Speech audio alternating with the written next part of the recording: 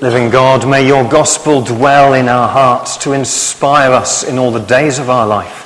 For this we ask through Jesus Christ, your Son, our Lord. Amen. Please sit down.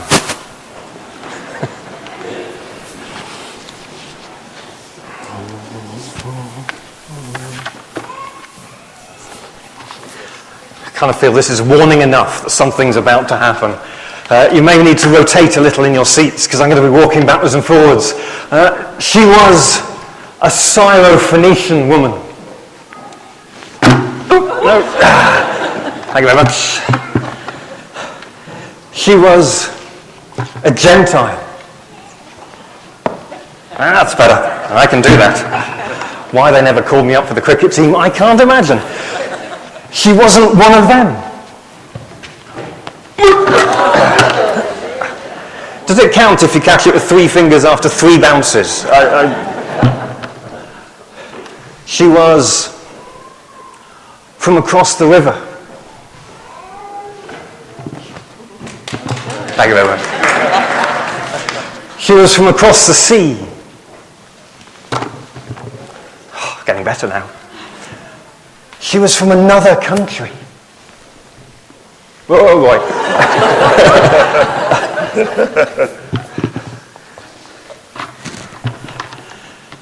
She simply wasn't one of them.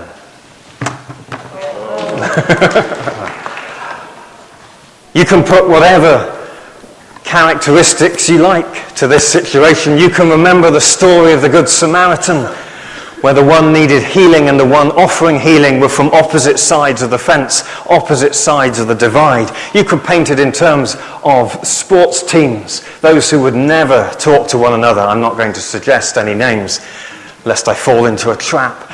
You could put it between different towns and villages, different counties, different parts of the world. It's exactly what we're seeing here, where one has come across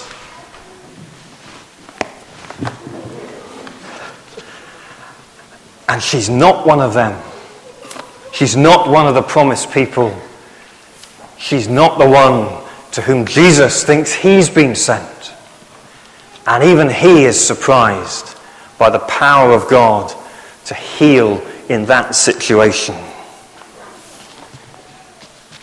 They always say you should never mix religion and politics.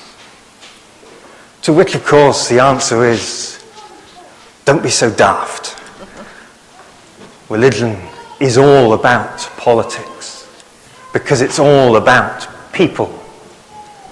What you shouldn't do is mix religion and party politics. So I won't. We hear at the moment continually and frighteningly about a crisis. Whether the term is used of migrants, or those seeking asylum, or those seeking refuge, we hear of people who are desperate for sanctuary away from their country. Maybe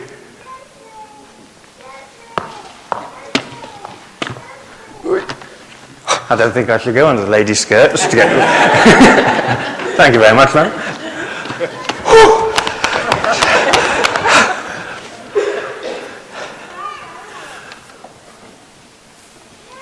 The problem's been going for years, if we see it as a problem. It's been growing, it's been shrinking, it's been receding, it's been coming forward, but now it seems to have got to the point where there are more and more. The problem is growing and growing, and we think in part maybe we should open our borders more, and then in a part we think we're fearful of what can we do, can we cope? Because we fear that if we open our borders, we may simply open the floodgates.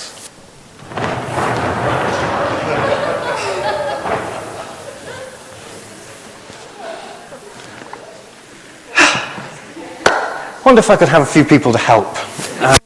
Any volunteers, simply come to the front.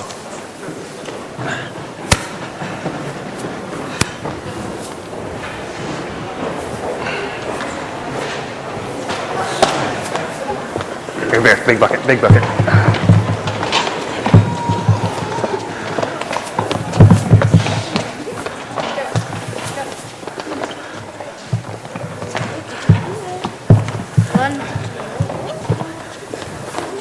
Before you go away, there might be a little bit more for you to do.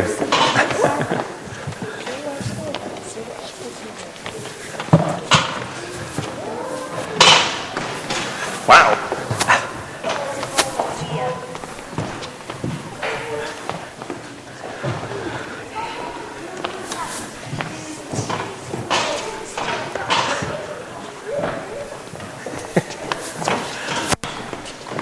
I can only imagine they're exactly like this at home when it comes to clearing up as well. It's so encouraging about the young generation. This is fantastic. Right, before you go, come.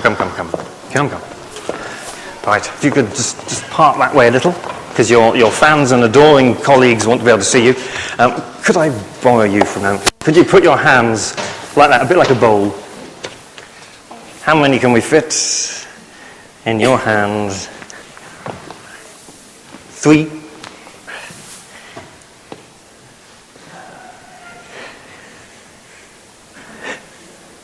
3, I think, is the answer to that.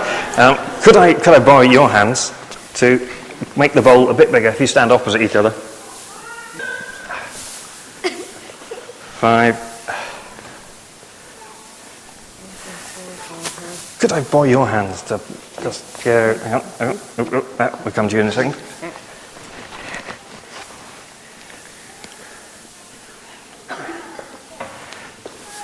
Could I borrow your hands just there?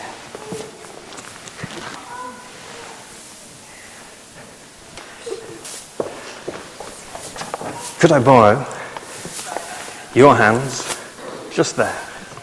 And your hands just there. And could you put your hands just there? And between you, try and make more hands just there, and some more hands just over their shoulder there. Wherever you put your hands. You see, one person on her own can't do very much. One country on its own can't do very much. However willing, however desiring to help. Could I leave you carrying on feeding those, please? But put your hands together, and you achieve rather more than you think. Could you please take that and go along here? This way, come this way, come this way, come this way. If you could offer it along there. Moving amongst you is a basket with some magnets in it. There should be enough for at least one per household. Maybe even one per person. But certainly one per household. Could you, if you work your way along that road, hang on. That way.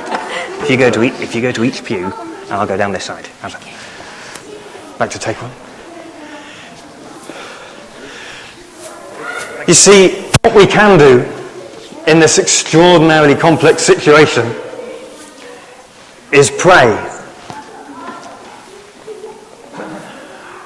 We can put our hands together, or our hearts together, as a worshipping community, and we can discover that when working together, we achieve rather a lot.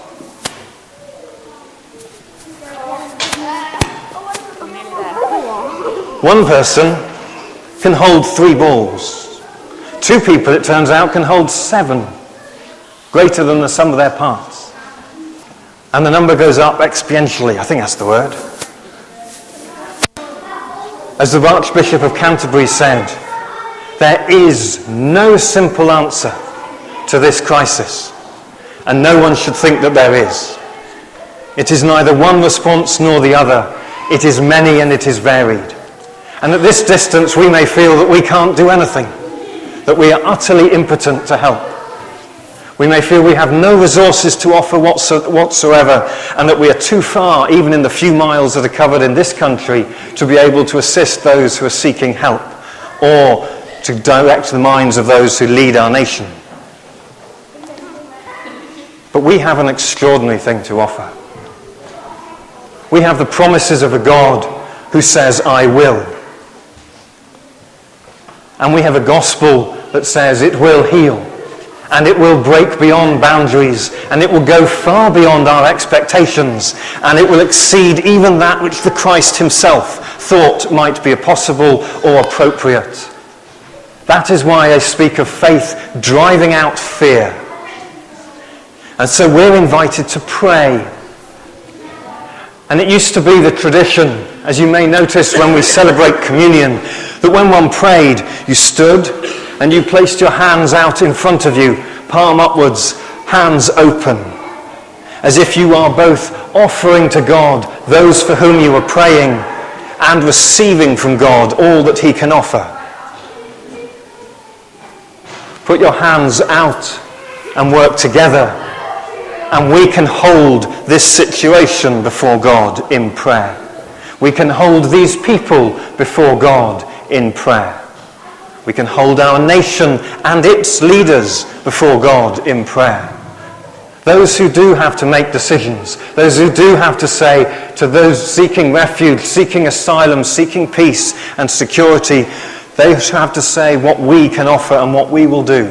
They need our prayer. I can't imagine any one of us would want to be in that position. So we can pray.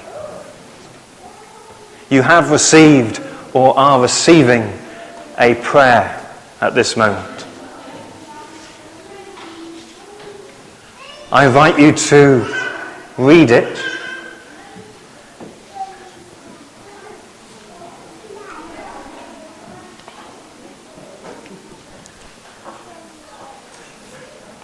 And if you are content to pray it,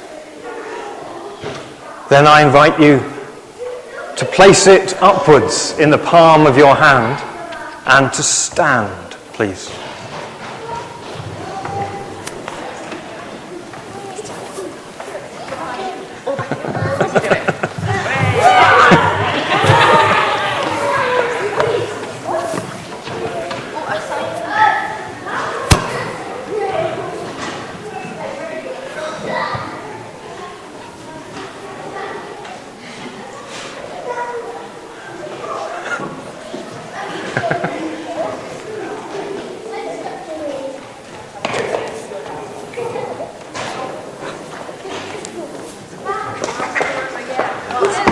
Thank you very much. Thank you very much. Do you want to return to your families, and thank you for demonstrating the possibility of many.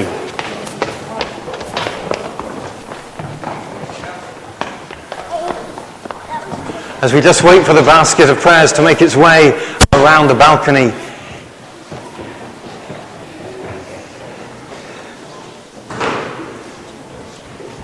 and if there's one spare, could I ask you to drop it down to me, because I forgot to keep one for myself.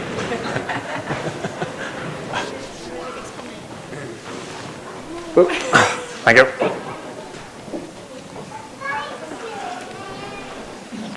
So, after the tradition of centuries, I invite you to place your hands out in front of you, your palms upwards, as if in your arms you are holding those for whom we are praying. That we hold before God those seeking asylum or sanctuary. That we hold before God the needs of this country and all others. And that we hold before God those in positions of power and authority, in their decision making, in their leading. Because we have a gospel to offer.